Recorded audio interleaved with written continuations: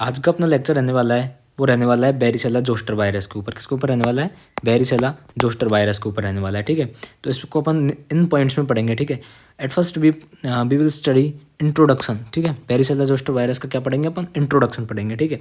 अब देखिए कि क्या होता है, कौन सी फैमिली से बिलोंग करता है, ठीक है। ये जो है दो इन्फेक्शन करता है, एक तो प्राइमरी इन्फेक्शन, एक सेकेंडरी इन्फेक्शन, ठीक है। दोनों के बारे में अपन डिटेल से पढ़ेंगे, ठीक है।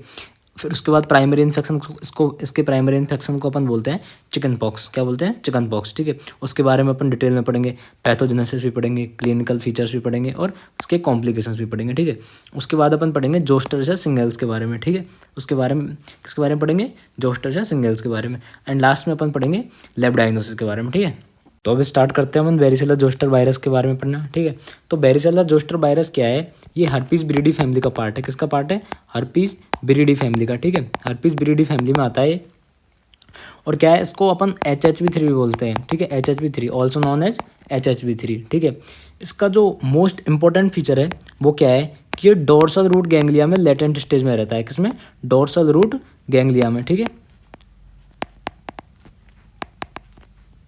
लेटेंट स्टेज में रहता है डोर्सल रूट गैंग्लिया में, ठीक है। बाद में क्या हो सकता है? रिएक्टिवेट हो सकता है और बाद में क्या कर सकता है? अदर इन्फेक्शंस कर सकता है, ठीक है। बाद में ये रिएक्टिवेट होकर अदर इन्फेक्शंस कर सकता है, ठीक है। तो अपन इसके बारे में पढ़ते हैं। तो ये दो तरह, अब देखो, पहले इन्फेक्शन करा, ठीक है, तो उसको बोलते हैं अपन प्राइमरी इन्फेक्शन, ठीक। क्या बोलते हैं उसको अपन? प्राइमरी इन्फेक्शन, ठीक है। अब प्राइमरी इन्फेक्शन क्या होता है इसका? चिकन पॉक्स, ठीक है। और फिर बाद में लेटेंट स्टेज में चल जाएगा। लेटेंट स्टेज के बाद में जो इन्फेक्शन करेगा उसको अपन बोलते हैं सेकेंडरी इन्फेक्शन, ठीक है। जो क्या होता है इसका सेकेंडरी इन्फेक्शन? शिंगल्स, ठीक है, शिंगल्स।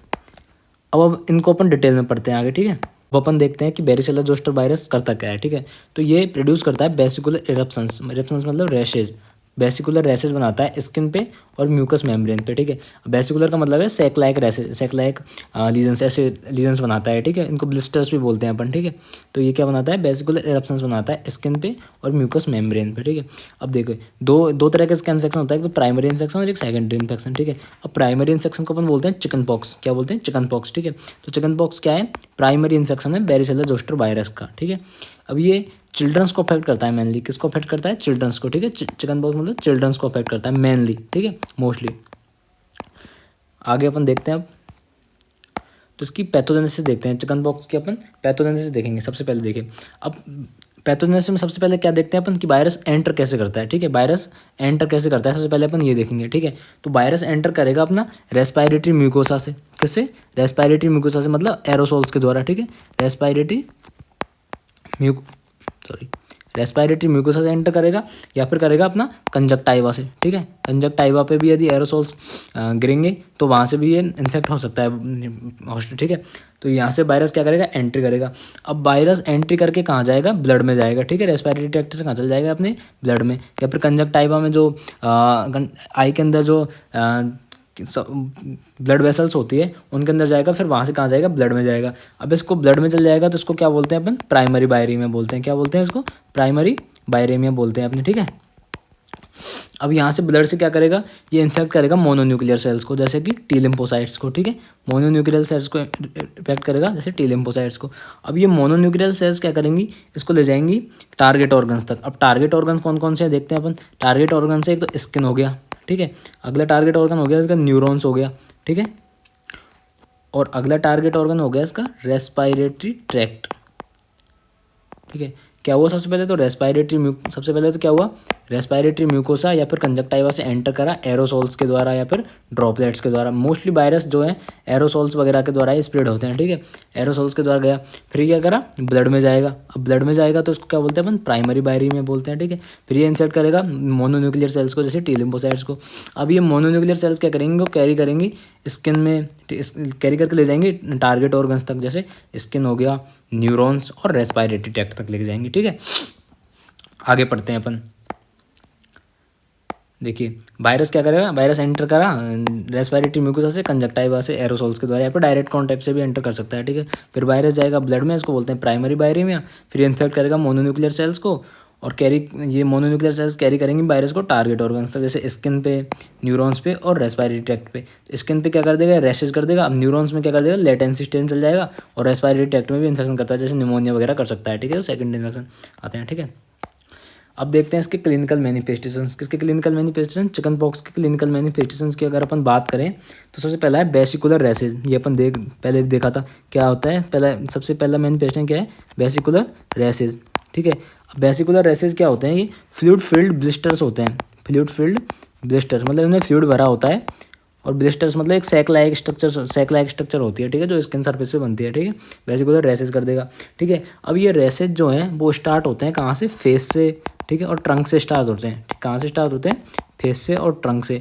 बाद में क्या है? ये स्प्रेड होते हैं, ठीक है, बाद में स्प्रेड होते हैं जैसे आर्म की तरफ, ठीक है, आर्म एंड लेग्स में स्प्रेड हो जाएंगे, ठीक है, ये हो गया।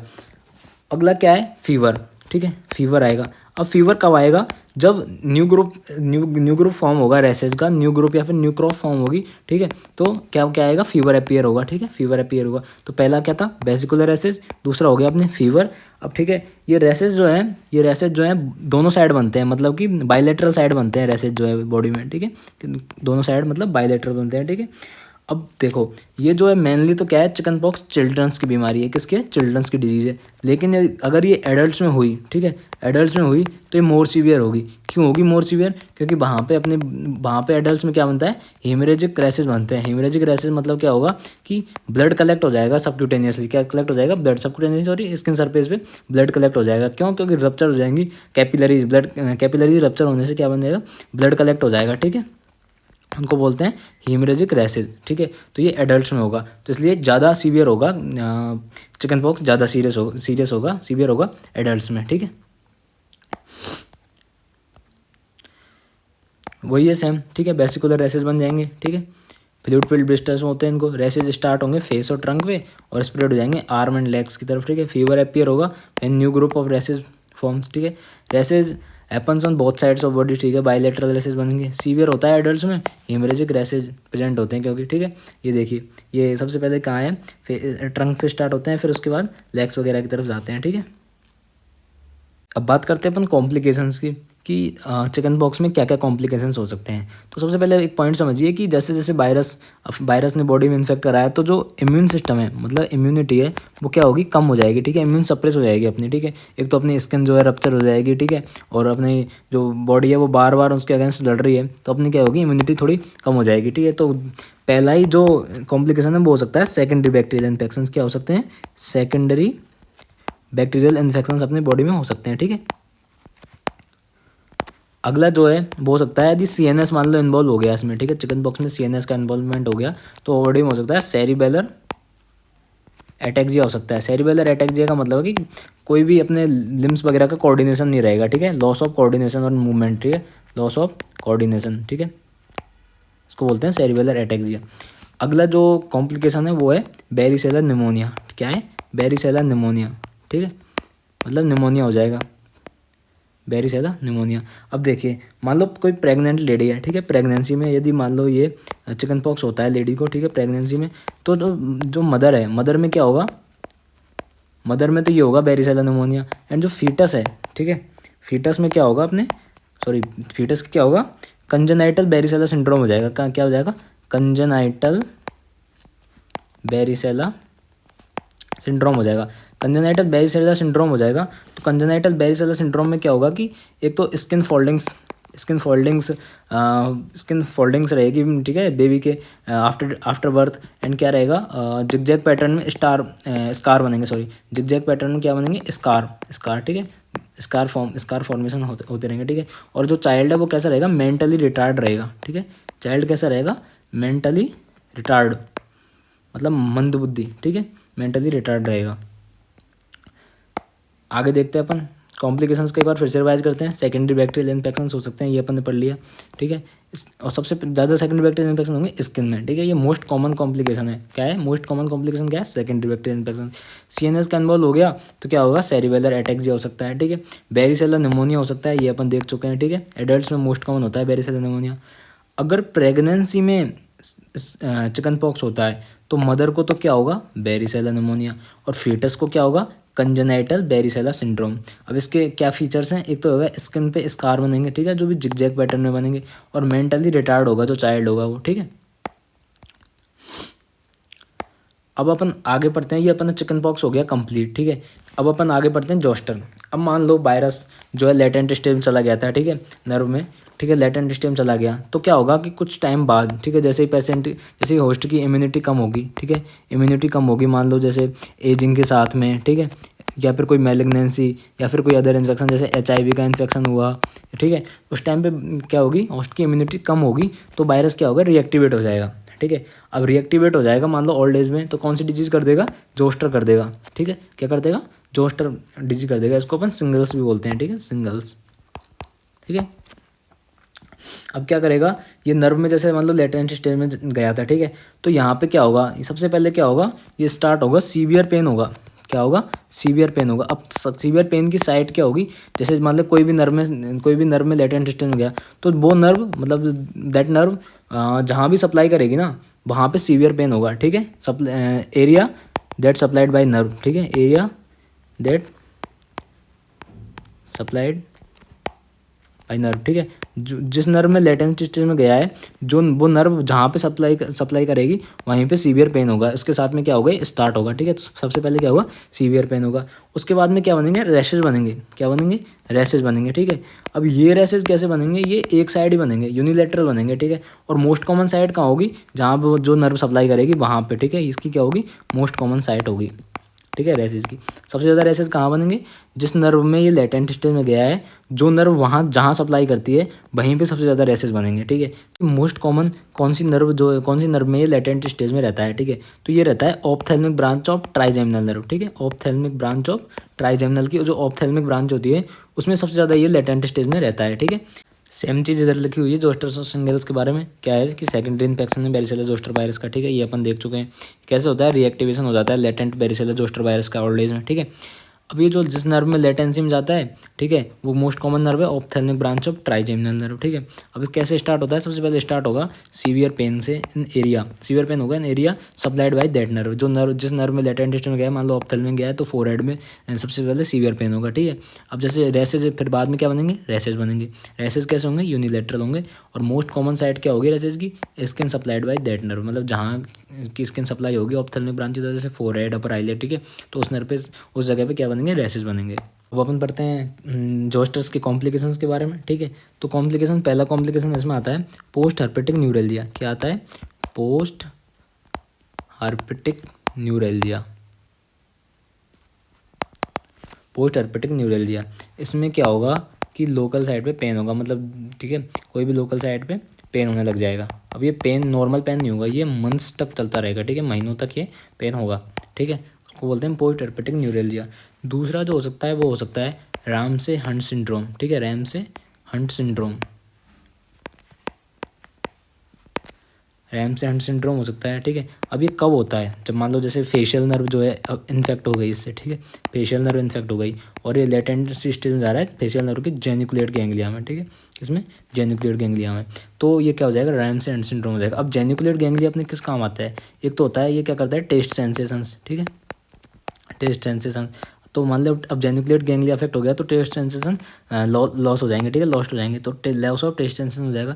अगले क्या हो जाएगा, बेल्स पाल्सी। अब फेशियल नर्व इंजर पैरालिसिस हो, फेशियल नर्व का लीजन हो रहा है तो क्या हो जाएगा, बेल्स पाल्सी हो जाएगा, जो आप फर्स्ट ईयर में पढ़ चुके हैं अच्छे से, ठीक है, क्या होती है बेल्स पाल्सी, ठीक है। अगला हो सकता है न्यूमोनिया, ठीक है, न्यूमोनिया कैन ऑकर, ठीक है, न्यूमोनिया भी हो सकता है। एक बार कॉम्प्लिकेशंस को रिवाइज कर लेते हैं। तो पहला कॉम्प्लिकेशन क्या था, पोस्ट हर्पेटिक न्यूरेल्जिया हो जाएगा, ठीक है, लोकल साइड पे पेन होगा मंथ्स तक, ठीक है।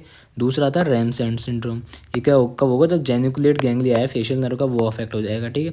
क्या हो जाएगा, एक तो हो जाएगा लॉस ऑफ टेस्ट सेंसेशन हो जाएगा और दूसरा हो जाएगा बेल्स पाल्सी, ठीक है, और न्यूमोनिया कैन ऑकर। अब अपन देखेंगे लेबोरेटरी डायग्नोसिस, ठीक है। तो लेबोरेटरी डायग्नोसिस में अपन पहला पॉइंट देखते हैं स्पेसिमेन कलेक्शन, ठीक है। तो क्या क्या स्पेसिमेन ले सकते हैं, तो ये वेसिकुलर लीजन्स करता है तो अपन सीधा सीधा वेसिकुलर लीजन्स को ले लेंगे, ठीक है, वेसिकुलर लीजन्स को ले लेंगे, ठीक है। और क्या ले सकते हैं, स्कैब्स ले सकते हैं। स्कैब्स क्या होता है, स्कैब्स एक लेयर होती है प्रोटेक्टिव लेयर बाउंड के ऊपर या फिर कोई भी लीजन्स के ऊपर जो प्रोटेक्टिव लेयर बनती है उसको स्कैब बोल सकते हैं। तो क्या ले सकते हैं, तो वेसिकुलर लीजन ले सकते हैं और एक क्या ले सकते हैं, स्कैब्स ले सकते हैं, ठीक है। ये क्या है, आइडियल स्पेसिमेन है। फिर क्या करेंगे, इसकी साइटोपैथोलॉजी करेंगे, क्या करेंगे, इसकी साइटोपैथोलॉजी करेंगे, ठीक है।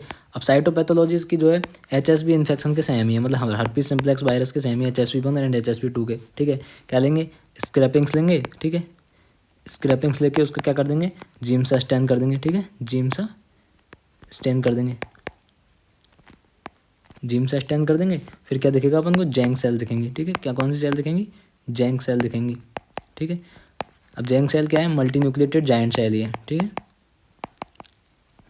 ये HSV इन्फेक्शन वाली वीडियो में अपन डिटेल में देख चुके हैं ये, ठीक है, साइटोपैथोलॉजी। अगला क्या है, वायरस आइसोलेशन करेंगे अपन, ठीक है। क्या करेंगे, वायरस आइसोलेशन करेंगे। यही कोई भी वायरस हो उनके लैब डायग्नोसिस में ये कॉमन पॉइंट्स होते हैं, ठीक है। वायरस आइसोलेशन करेंगे अपन, तो वायरस आइसोलेशन के लिए क्या यूज़ कर सकते हैं अपन, सेल लाइन्स यूज़ कर सकते हैं, बैरियर सेल लाइन्स यूज़ कर सकते हैं, ठीक है। क्या दिखेगा अपन को, बैलूनिंग ऑफ इन्फेक्टेड सेल दिखेगी। जो भी सेल इन्फेक्टेड होगी उसकी क्या दिखेगी अपन को, बैलूनिंग, मतलब कि उसकी बैलून जैसे स्ट्रक्चर हो जाएगी, ठीक है। अब कुछ हैं जो कि स्पेसिफिक हैं, किसके लिए स्पेसिफिक हैं, बैरिसेला जोस्टर वायरस के स्पेसिफिक मेथड्स हैं। उनको क्या बोलते हैं अपन, स्पेसिफिक मेथड्स, ठीक है। स्पेसिफिक मेथड्स हैं। अब देखिए जैसे स्पेसिफिक क्या है, एक तो स्पेसिफिक एंटीजन का डिटेक्शन कर रहे हैं अपन, ठीक है। स्पेसिफिक एंटीजन का डिटेक्शन कर रहे हैं, किससे करेंगे, डायरेक्ट इम्यूनोफ्लोरेसेंस से, ठीक है। या फिर स्पेसिफिक एंटीबॉडी का डिटेक्शन कर रहे हैं अपन, ठीक है। स्पेसिफिक एंटीबॉडी का डिटेक्शन, ये जनरल माइक्रो में आपने डिटेल में पढ़ा होगा कि डायरेक्ट इम्यूनोफ्लोरेसेंस से कैसे एंटीजन एंटीबॉडी का डिटेक्शन करते हैं, ठीक है।